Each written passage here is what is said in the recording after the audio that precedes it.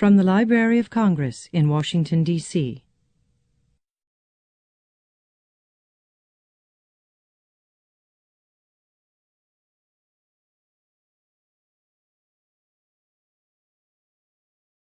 Good afternoon.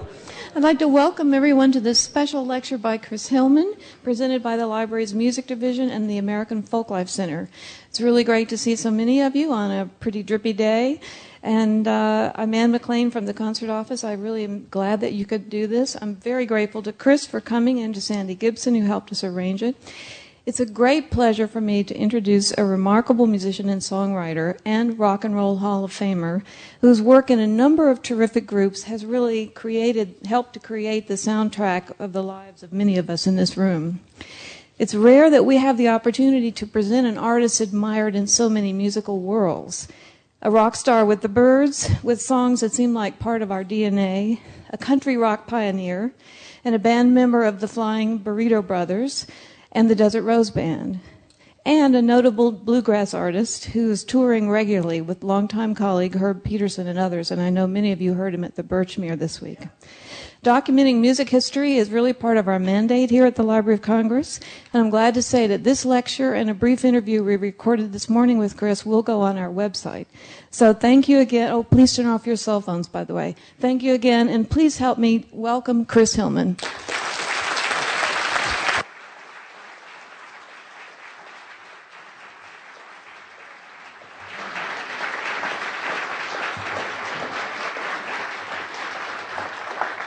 Thank you, folks, so much. What an honor to be here. And thank you, Ann McLean, for having me here, and Sandy Gibson. I'm going to pack 47 years into an hour. I might leave a lot of details out. I might throw some names at you that should go right past you, but it all fits in. I was born in 1944 in Los Angeles. I'm a third-generation Californian. My great-grandfather, Charlie Charlton, came out to California in 1884 by wagon, train, and horseback. My dad and mom got married in 1930. Started a family up. I've got an older brother, an older sister, and a little sister. My dad moved us down to a very rural area of San Diego County in 1948. Growing up in the 50s on a small ranch with horses, didn't have cattle, but what a time. All around our house, music was being played constantly. My mother and father loved music. They had great taste. I grew up with Count Basie, Duke Ellington, Benny Goodman, Artie Shaw, Billie Holiday, Frank Sinatra, constantly. And they went out and danced, all of that. 1955, I was just about to go into the 6th grade, and rock and roll exploded. You know the story with Elvis Presley. Elvis Presley out of nowhere, and he took the best elements of blues, gospel, and country music, and he came out. He was like a bolt of lightning.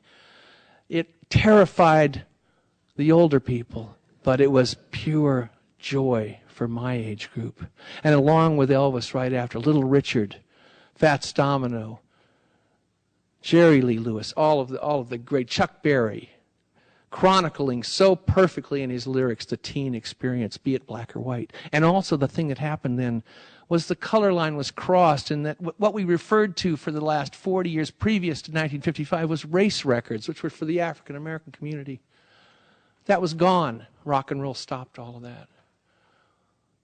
Underneath that period of time was also an interesting resurgence of a bohemian literary movement that had started in the 20s with William Faulkner and Ernest Hemingway, Gertrude Stein, F. Scott Fitzgerald, all the expatriates, but that literary movement in the 20s, post-World War I, the great music they were listening to, the books they were writing, that was happening in the 50s underneath our rock and roll revolution with Jack Kerouac, Allen Ginsberg, Lawrence Ferlinghetti.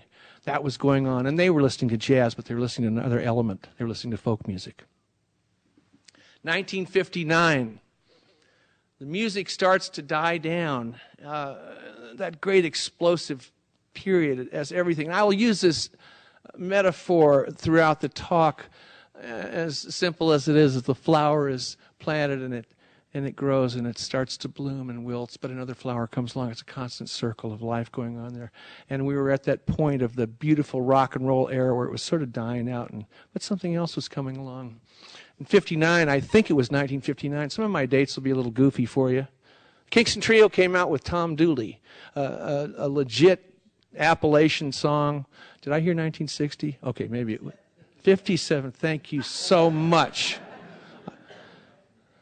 Pete and Kitsy, God bless them. Gosh, was that early? So, but fascinating. 57, there's the Kingston Trio, two guitars, banjo, they were clean, everything. My sister, older sister, who was our resident beatnik in the house, who was an art major, comes home from the University of Colorado with an armload of albums. Woody Guthrie, Cisco Houston, The Weavers, Pete Seeger. That got me. I spent 3 minutes with the Kingston Trio, and I went right into this other kind of music. As I was going into 58, 1959, I had no inclination to want to learn the guitar during the Elvis years, but when folk music came out, I wanted to learn guitar. Around 1959, I said to my mom, I want to learn the guitar. And she says, well, your brother took lessons. Do you want to do that? I said, Mom, Dick learned how to play Nola on the guitar. Da-da-da-da-da-da. I said, this is different. And she said, I'll help you get a guitar. If you stick with it for a year, I'll get you a better one. I'll help you, which meant I'd earn the money and she'd drive me to get the guitar. We were 40 miles from Tijuana. We went down to Mexico. I bought a $10 guitar. $10. And I stuck with that thing for a year. I learned chords and strumming, and I'm learning Woody Guthrie stuff and all this. I'm all of 15 years old. Going to high school the next year. Oh, let me back that up a bit. Also, at this particular moment, I was fascinated with television shows that were being broadcast in Los Angeles, live music. And I'm sure in every region of the country there were live music shows in the infant days of TV. And I would watch Spade Cooley every Saturday night. Spade Cooley was our Bob Wills, Western Swing. Cliffy Stone's Town Hall Party, Ranch Party, hosted by Tex Ritter, and Cal's Corral. Cal Worthington, the Dodge dealer. Big car dealer, still selling cars today. The man will never leave us. And he had a country music show, and so in 59, I'm watching these shows, and I'm heading into high school with my guitar, and I'm playing my guitar. There was about 3 guys in high school that played guitar then, about 600 kids in our high school. And a friend of mine says, you know, the custodian over there, Bill Smith, plays guitar, and he sings in a country band every weekend. I said, no kidding. I go over there. I said, Mr. Smith, I'm learning the guitar. He says, well, son, come over to the house Saturday afternoon. I'll get you going. And he was my first mentor. This is a subtext of my talk today about mentors and opportunities. This was my first mentor, Bill Smith. He's a wonderful man, and he spent hours with me. He showed me guitar. He turned me on to the greatest country artists. I was listening to Lefty Frizzell and Webb Pierce and Hank Williams, and I heard my first Buck Owens album in 1960 at Bill Smith's house. Another fellow in high school was a student a year ahead of me named John McLaren. John had a Martin D18 guitar, and John and I started playing together. And we would play, and we'd go to these parties and meet people, and we meet these 2 fellows. I'm throwing names at you, but it all is relevant in the end. I meet these 2 guys, Kenny Wirtz and Gary Carr, would prove prominent in my life within a year. The 4 of us here of this club in L.A., 140 miles away, called the Ash Grove. And we heard Flatt and Scruggs were going to be there for a week. And we get in the car and we drive 140, 50 miles up there. And Flatt and Scruggs. From the front row to where I'm sitting was Flatt and Scruggs. I was looking at them, at their instruments. It was so exciting. There was the original band from that period, 1959, 1960. Over the next 4 months, I went and saw the Stanley Brothers. I saw Ralph the other day, and I said, Ralph, I saw you and your brother Carter in 1962 or 3. No, it was 1962, I believe, or 61 in L.A. And he says, I remember that club. I said, the Ash Grove. He says, we were there 2 weeks. I said, did you get paid? He said, no, I didn't. But in the Ash Grove, here was Ed Pearl, the fellow. He run the Ash Grove. He'd bring in Flatt and Scruggs. He brought in the Stanley Brothers. I saw Bill Monroe's band with a young Del McCoury. He was 24 years old back then. I saw Doc Watson and Lightning Hopkins. I'd go up and make these pilgrimages up there. And one of the more important ones that connected with me through the rest of my life was when I went up and saw a band called the Country Boys, later to be known as the Kentucky Colonels. That was Clarence White, his brother Roland White, and their other brother Eric, who had left the band, but there it was in the initial band, the Kentucky Colonels. Roland was in the Army at the time. I had become fascinated with the mandolin after watching Mike Seeger and the New Lost City Ramblers play the mandolin. And I was trying desperately to learn how to play the mandolin, and I still am, for that matter. After 47 years, I'm fighting that thing. There wasn't anybody in San Diego that could teach the mandolin. But that particular night that we went up and saw the Kentucky Colonels was like Providence. And on stage with them was a fellow from Berkeley named Scott Hambley. And Scott was a graduate student. He played mandolin just like Bill Monroe, and he sang high tenor, and he was just great. He was sitting in with them, and I went up to him, and I said, do you give lessons? He said, yeah. Where do you live? I said, San Diego. He said, well, that's a long way away. He gave me his number, and I called him. And I talked to my folks, and I said, I want to go up to Berkeley. And they said, okay, take the train up there. And they were very, very good. Off I went. 16 years old with my mandolin, my Gibson F2 mandolin that I worked all summer to get. And Scott spent 2 days with me, greatest 2 days of my life. He gave me all the beginning things, the things that I show people now, what pick to use and the scales and the chords and how to do a bluegrass chop and all of how it fit in. And I came back home and I hit it hard. I just listened. In those days, folks, we had our learning tools were records. They weren't DVDs or guitar camps or personal instruction. We didn't even know how to set instruments up. Most of the people I knew played action off their instrument was that high. But we had a passion, and I hit it hard and heavy. And then we had tragedy in the family. My dad passed away and left us in pretty bad shape. So we moved from this beautiful little ranch house. My brother was in the Air Force. My older sister was married. So my mother and my little sister and I moved up to Los Angeles. And I took my mandolin and my guitar, and I went to night school to get my diploma, worked in the daytime. My mom worked. We were in bad shape. It's great character building. And I turned 18 up there, and I'm still watching the Golden State Boys on Cal's Corral, my link to bluegrass, and I'm seeing all these things. In fact, the mandolin player in the Golden State Boys was Tony Rice's dad, Herb Rice. And Tony, of course, is this wonderful musician that most of you know about. I turned 18. I got a phone call from Kenny Wirtz, my friend I'd met, and he says, we're putting a band together in San Diego. Would you like to play mandolin? And I went up to my mom. Bless her heart, she's not with us anymore, but strong Texas stock, stoic.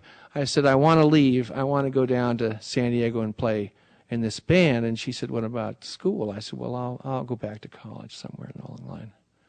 I go to San Diego, I get my mandolin, a little duffel bag, strap it on my motorcycle, drive to San Diego, and I join the Scottsville Squirrel Barkers. And I'll tell you something.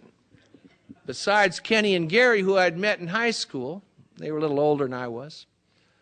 Larry Murray was a member, just out of the Navy, and Ed Douglas was just off of the San Diego Police Department. Excuse me 1 second while I fix this. Ed became like a dad to me. My dad had gone. Ed really raised me up right. Squirrel Barkers took off. Ed and Larry owned a store called the Blue Guitar, had concerts on the weekend. We had a perfect place to play every weekend. We learned how to play. It was a good band. We got a great job one day. There was a local star down in San Diego named Smokey Rogers. He had a couple of regional hits in the western states. He had a club called the Bostonia Ballroom, and we played a show down there. He'd have shows at night, but we did a matinee with a bunch of country acts. And I'll never forget this. This is very important as far as mentoring and opportunities. I'm sitting in the back with my mandolin. I'm practicing. I'm an 18-year-old guy practicing, and I feel this huge shadow come over me. And a hand, big, comes on my shoulder. And I hear this voice. I knew this voice, but I couldn't place it. I didn't want to look up. And son, you sound real good. You keep at it, you're going to go places. Real good. I looked up. It was Tex Ritter. I went, oh, my God. Thank you, sir. Now, I grew up on horses from age 5. I watched Tex Ritter in the movies. In fact, he was one of my favorite guys on the old black and white movies. I went, oh, my God. It was like the first stamp of approval. Anyway, the Squirrel Barkers, getting a rep going. We go up to L.A. to make our fame and fortune. We were booked on a bluegrass festival, the first little one at this club called the Ice House. And on that show was the Kentucky Colonels with Clarence White, and Roland was back. The Golden State Boys, the guys I watched on TV. The Squirrel Barkers, and a band from Berkeley called the Pine Valley Boys. That was Herb Peterson's band. Herb and I met in 1963, 18 years old. What a great night that was. Squirrel Barkers stayed up in L.A. a couple days. We wanted to try and make a record. So Ed Douglas, he says, let's try this guy who produced the Dillards. Dillards had just come out from Salem, Missouri. They were huge stars out there. Produced by Jim Dixon at World Pacific Studios. And Ed says, I'm going to call World Pacific. It was the middle of the day. He calls him up, and Jim happened to be there, and he says, come on over. And we went over and played for Jim Dixon. And he says, you guys are great. I love it. There's nothing I can do, but there is an outfit in town that might make a record on you. It's a mile away. It's down the street. Crown Records. We go down there. I mean, this is like just supposed to happen. And we walk in, and we audition for these guys, and they said, you guys are great. Come in tomorrow. We'll make an album. 4 hours, we made an album. We had a few rules. It was all public domain material. We cut it live. It might be one of the best records I've ever made, because we played with a wild abandon and no fear, and we sang it and we played it, and it was just there. It was right, rock solid. It's still out there in print on Ace Records out of England. God knows how they got it. But these were albums. Crown Records was a kind of company that would make records for you'd buy in a supermarket for 79 cents. And I remember seeing the back of the cover, because they do a photo of you on the front and all that, but it was 79 cents. No royalties. B.B. King was on that label. Chuck Willis, Ruth Brown, people like that. And we got $10 a piece and a box of records. In those days, you wanted to have a record to get work. That's how you got club work, is to have an album. And so the Squirrel Barkers went back home, feeling great, but then things happened, and the flower was starting to wilt. A couple of the guys got their draft notice, and it sort of fell apart, and I jumped back on the motorcycle, went back up to L.A., and sort of had some problems for it. I went up to San Francisco for a little while, couldn't find anything to do, and still was playing. And I get a telegram one day from Ed Douglas, my dad, my new dad. and he says, Don Parmley's looking for you. Don was the Golden State Boys banjo player, the leader of the band, the guys I'd watched on television in high school. Don's looking for you. Might have a job for you. I call up Don. He says, come on down here tomorrow. And blah, blah, blah. I get down there, and there's Don and Vern Gosden and his brother Rex. And I played with them, and I got the job. God knows how. I wasn't really that very good then. But I got the job, and Don says, we're going to Nevada in 2 days. We played a casino for 2 weeks. Greatest experience of my life. This was my window on authenticity. These guys, Don, they were 10 years older than I was. Don was from Kentucky. The Gosdens were from Alabama. They sang like the Louvin Brothers. In fact, their uncles, Reeb and Rabe, were a Louvin Brothers clone. They were very big on the radio back then. And what a great bunch of guys. My window on authenticity. And I stayed with them about 9 months. We came back from Nevada. We worked on Cal's Corral. Ironic? You betcha. I'm back on this TV show that I watched on TV as a kid. Here I am, and I'm shy as can be, and I'm watching Ray Price live come through, and Buck Owens and all these, and we're on this show every Saturday night, and we're playing hillbilly bars. We played the night John Kennedy was killed. It was a really, never forget, there was 3 people in that room that night. It just blew us all out of the water. It was unbelievable. No bad words intended in there, but we had to play at the Harem Lounge that night that he was killed, November 22nd. Right shortly after that, we went up and tried to make an album, the Golden State Boys. I called Jim Dixon. And Jim had us come down again. Yet again, I go in and I play.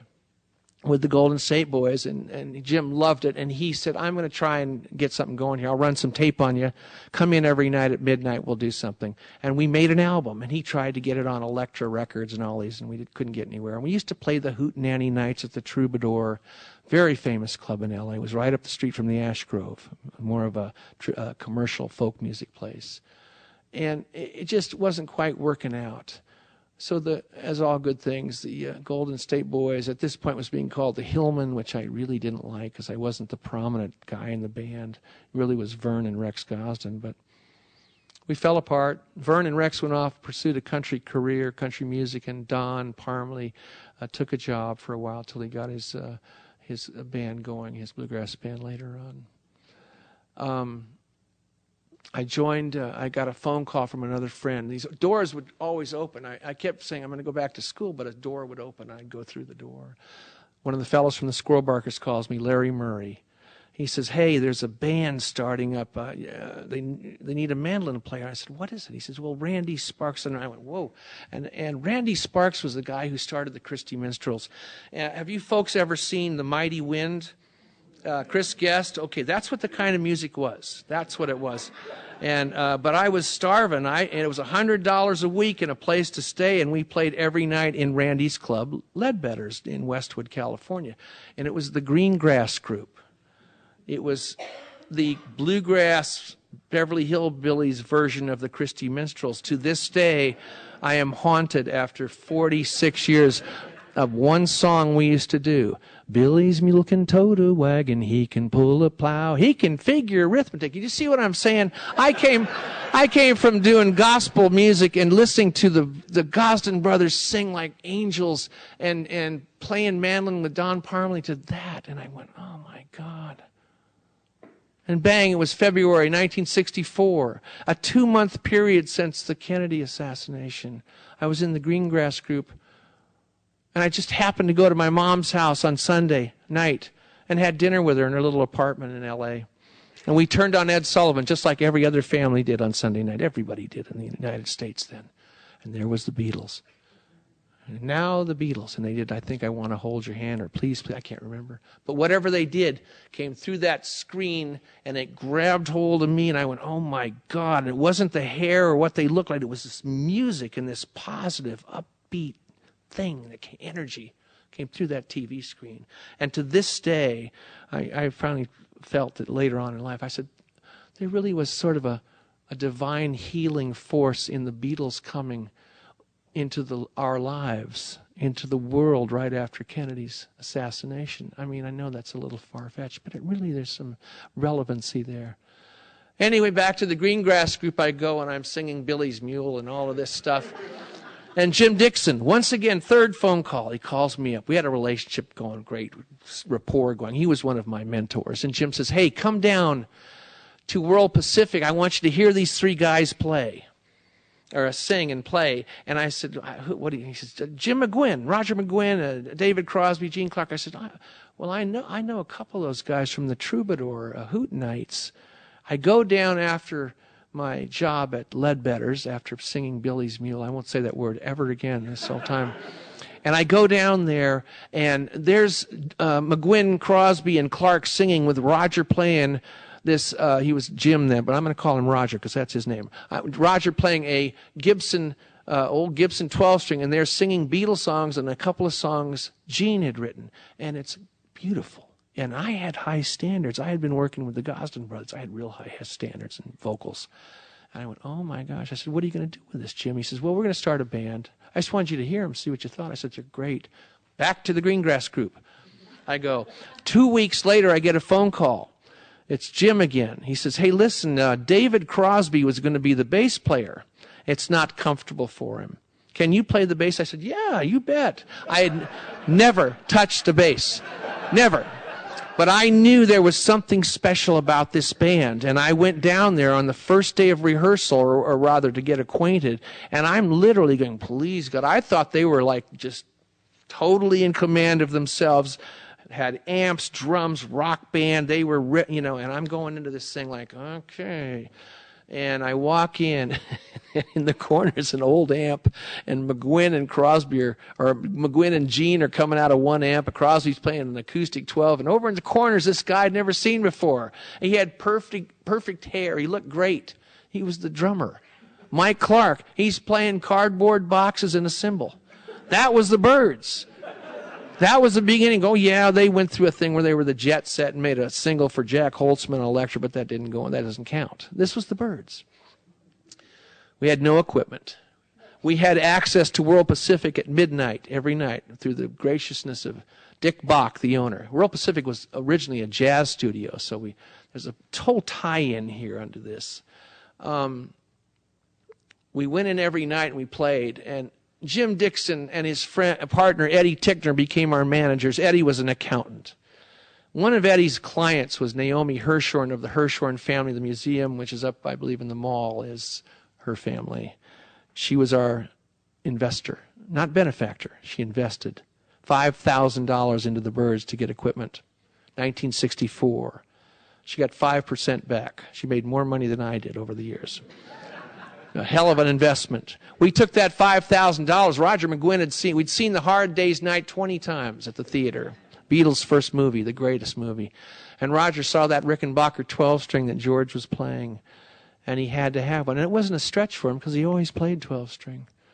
So we had $5,000, a lot of money back then. We bought a Rickenbacker 12-string, a Gretsch Country Gentleman, a set of Ludwig drums, a Fender P-bass for me, and 3 amps.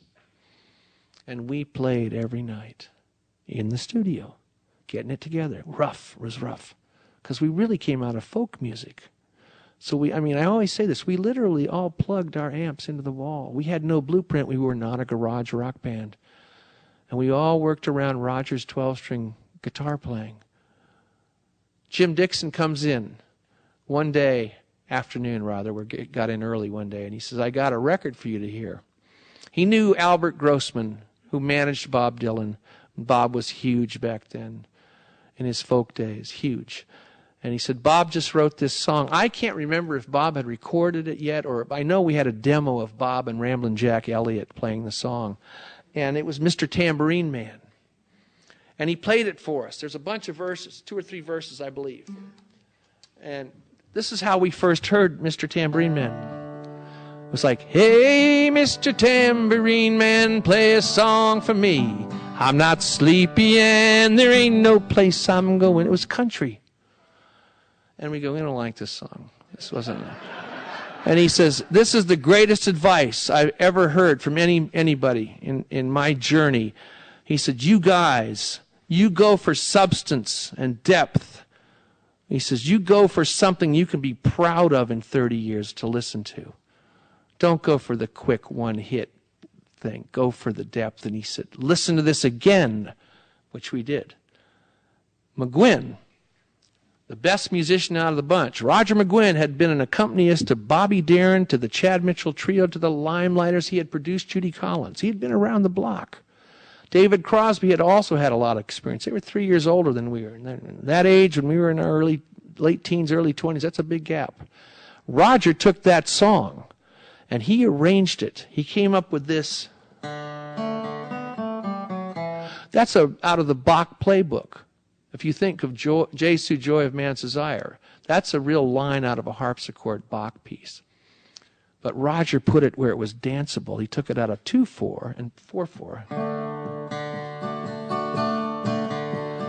Hey, Mr. Tambourine Man, play a song for me. So you could dance to that.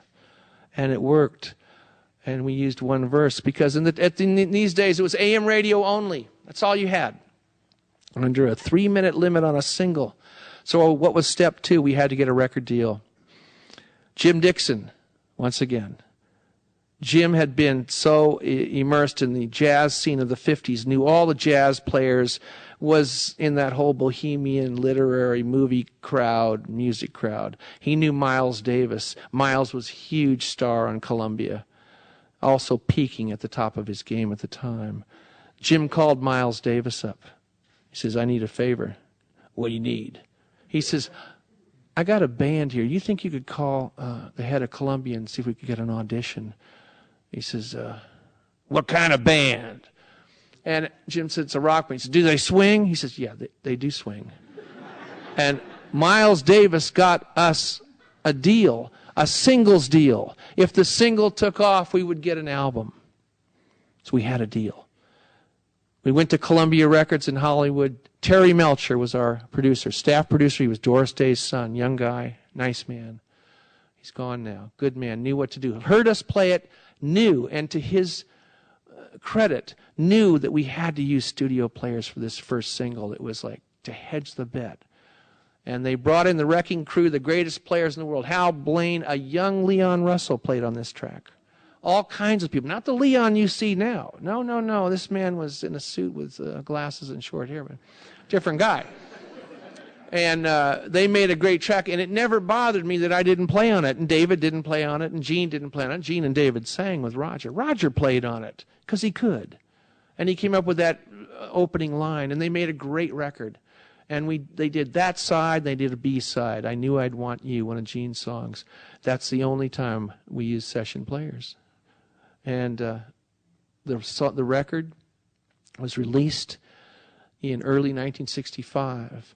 And we got hold of a wonderful job at this nightclub, Ciro's in Hollywood, which was in its heyday, was the place to be in the 30s and 40s and 50s if you were in the Hollywood acting set, whatever. A nightclub, red leather seats and waiters and waitresses. And towards the end of the 50s, early 60s, they were on the wane and they were hiring rock acts and stuff. And down the street, Johnny Rivers was taking off and the Whiskey A Go-Go and all that. So we had Ciro's. We played there for 2-week stints. Tambourine Man was climbing up the charts. It was broken in the DJ in L.A. that broke it was Bob Eubanks, the guy who did The Dating Game, who maybe you hear back east here. He announces the Rose Parade out in the coast. I don't know if you get it back here. But Bob Eubanks broke that record. And Tambourine Man took off, went to #1 in England and America. We went on the road. We were getting pretty good after working Ciro's for 2 weeks. These stints of working a lot. We were getting to be a good band. And that's when Derek Taylor came into our lives. And Derek Taylor was Brian Epstein's right-hand man. He had broken the Beatles. He was their publicist. And he had a bit of a falling out with Brian, and he came back to America, or he moved rather to America with his family. His first clients were the Beach Boys. His second clients were the Byrds, because he liked the Byrds, liked what he heard. Off we go on the road in 65. Summer of 65, we're playing all over the Midwest. And Derek was such a brilliant guy. What a character. He was bright. He was witty. And having been through the whole Beatles phenomena, he persuaded us to go to England. But we weren't ready, but we went over there under his advice. I think he wanted to march triumphantly back to London and show Brian Epstein, look what I have. Well, it was a good tour. It was a little rough at times. We did meet the Beatles, and they were very gracious people, very nice, and the Stones and all of that. And there I am, and I just was this kid, and a year and a half ago, I was playing bluegrass in the Harem Lounge, and I'm going, I don't know what this is. And I was so, and we were hanging out with them and stuff. It was a lot of fun. And they liked us.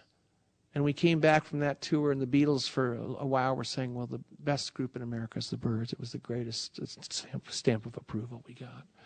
We come back, and we go on the road again. We've put a few singles out, and we're getting ready. We obviously have an album deal because we had a hit record. And we go on the road again, and we're out, and we're in this old bus, and Roger says, come here, Chris, I want to show you something. I don't know why, I'm just the bass player. I go, what do you me? So I go back, and he says, what do you think of this? And he's going,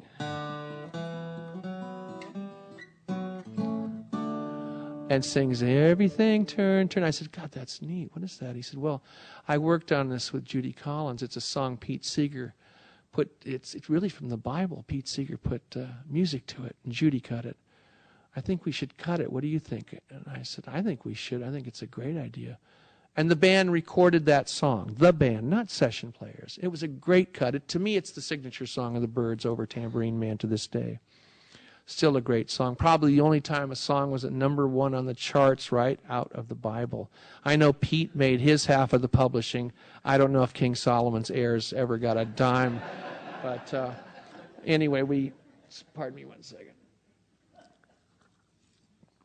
The reason I don't have a podium up here is I'm not running for governor. I wanted to be more casual, so that's why I'm sitting down here. But onward we went. We played, and we went on a tour. This is very funny because we went on this tour called the Dick Clark Caravan of Stars, and it was the last vestige of what you might have seen in 1958 when they packaged rock bands, and they'd have Little Richard and Buddy Holly and everybody, 3 or 4 or 5 bands going around and playing high school auditoriums. Midwest, that's what we did. Dick Clark Caravan of Stars was the Byrds, Bo Diddley, Paul Revere, and the Raiders. We had Turn, Turn, Turn Out. It was climbing the charts. And we had our own little Clark Cortez motorhome, being sort of snooty little guys from the West Coast, but we had a hit, and the other guys were on the bus, and they didn't like us for that. But while we were on that Clark Cortez, we were listening to John Coltrane and Ravi Shankar and all this stuff, but it was planting the seeds for our next single. And when we got back, we cut 8 Miles High. And that was a huge departure for the band. The band had, first of all, turned into a band, a good, solid, tight rock band. But we also were not covering Bob Dylan songs or Pete Seeger. We were doing our own stuff and way out of left field. The bass line starts the song, and that really was something I'd heard on a John Coltrane record. So all of these other influences, meaning all of that you listen to, that you pick up by osmosis, comes out in your music. You know, I hadn't even, the worst thing I could say at that particular time for me was, what I don't like to go backwards and say, well, if I'd only, I don't do that anymore. But I did put the mandolin down for about 5 years. I didn't even have one. And it was really stupid because I had to play a big catch-up when I started playing it again. But on we went. 8 Miles High came out. Shortly thereafter, Gene Clark left the band. I was promoted from the back line to the front line as a singer. I wasn't writing songs yet. We switched management, which was a mistake. Every single act does that. The person that makes you and breaks you and gets you into the spotlight always gets shunted aside somehow. We go to a new manager. This man managed Hugh Masekela, South African trumpet player. He managed Peter Fonda and Dennis Hopper while they were putting together the script for Easy Rider. He managed the Byrds and a couple of the guys in the Monkees. And Brandon DeWilde, a young actor who was a friend of mine. And Hugh became quite close with us and called David Crosby and I in one day to do sessions. He asked if we'd play on some sessions he was doing. And it was for a young South African lady, Letta Mbulu was her name.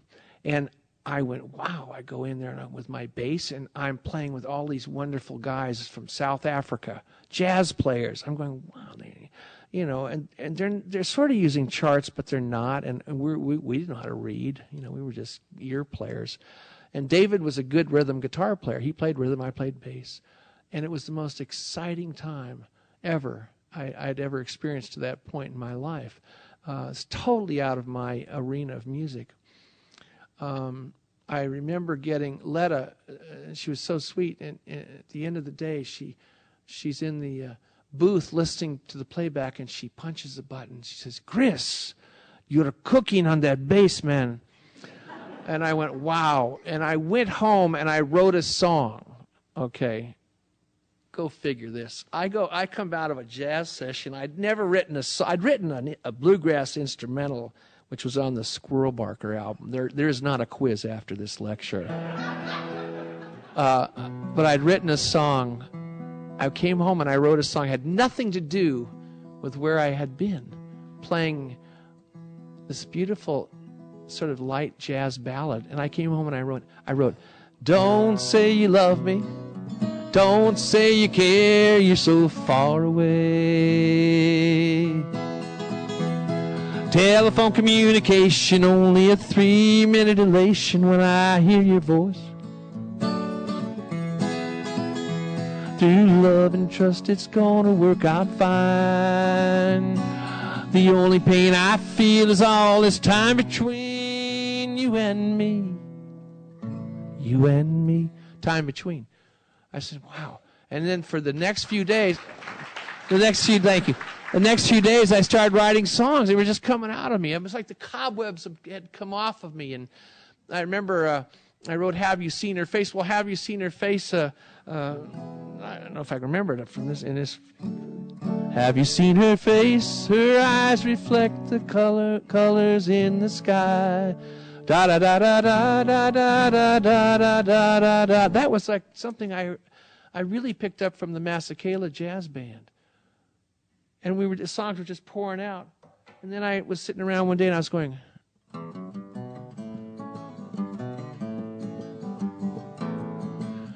I said, so you want him? And I called McGuinn up and I said, he lived across the canyon from me in L.A. He comes over. I said, listen to this. And we finished this song like 30, 40 minutes. And he came up with the bridge. And in a week or two, if you make the chart, da-da-da-da-da. And that was from a Miriam Makeba song. He had worked with her, and she was a South African. So it was all intertwined. So we do Rock and Roll Star. Here we are, two grizzled old veterans, had been in the business 2 years maybe.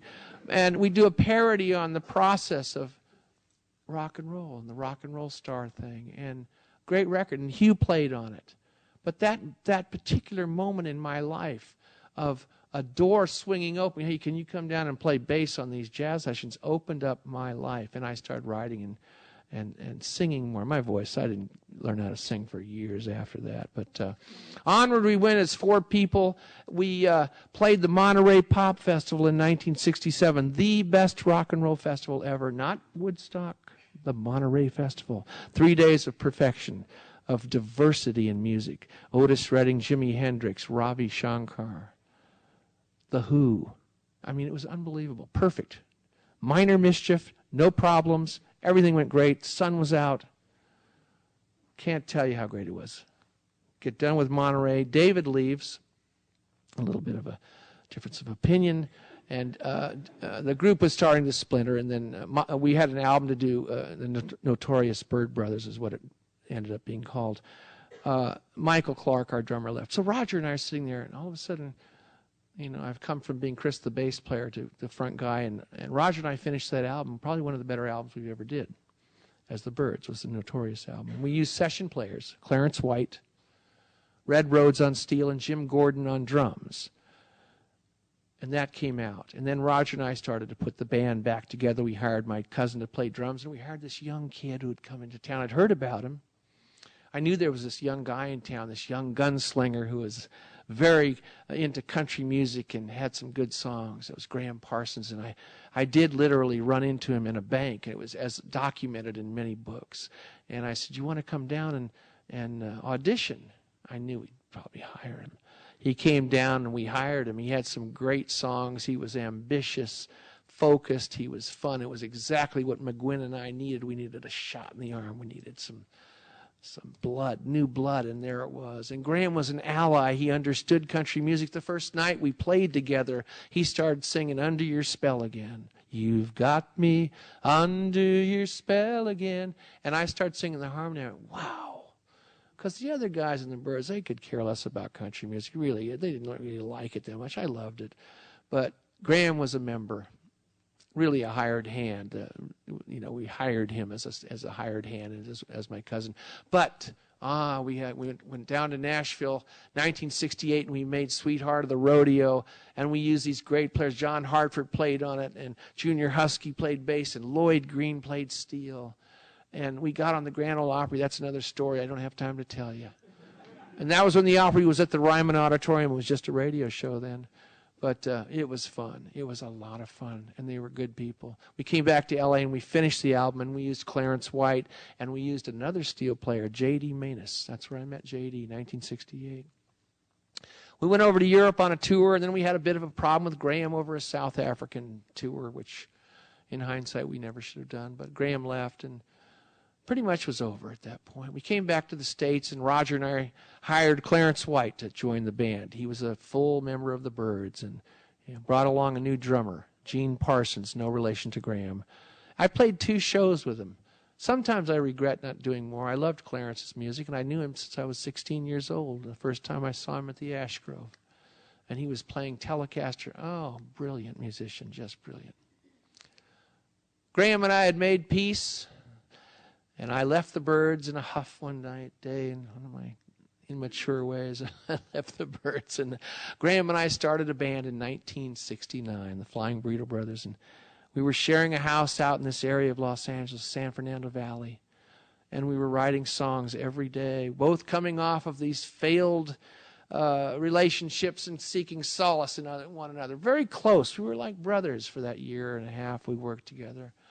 And we wrote songs like Sin City. And Sin City was an interesting song. 1969 was an interesting year. It was the end of it all. It was starting to fall apart. Once again, the terrible metaphor, but the flower, those losing the petals.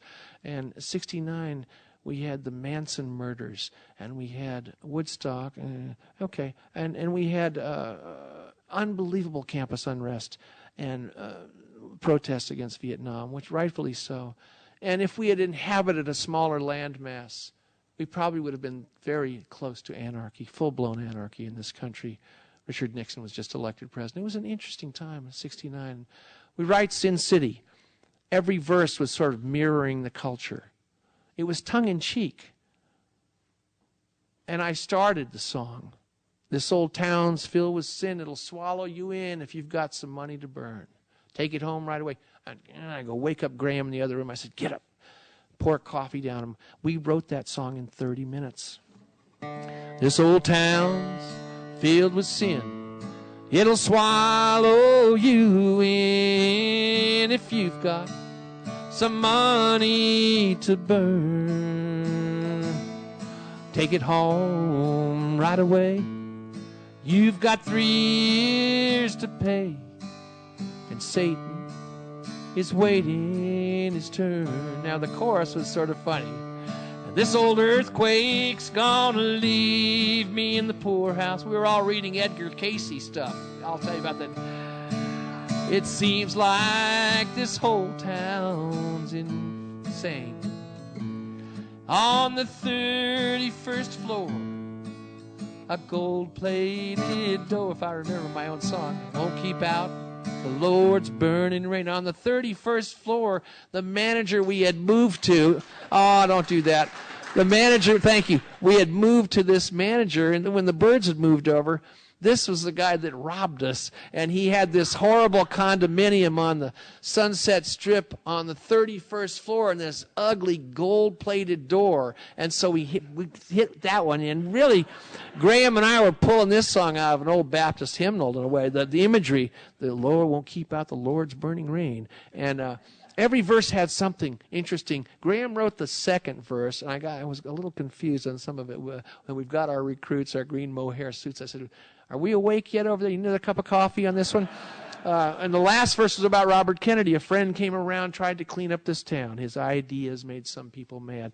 And it really just wrote itself in 30 minutes. It was one of the better. I had such a great time with Graham Parsons, co-writing tunes with him in those early days. And we had some great songs. We wrote a song, My Uncle, about Uncle Sam.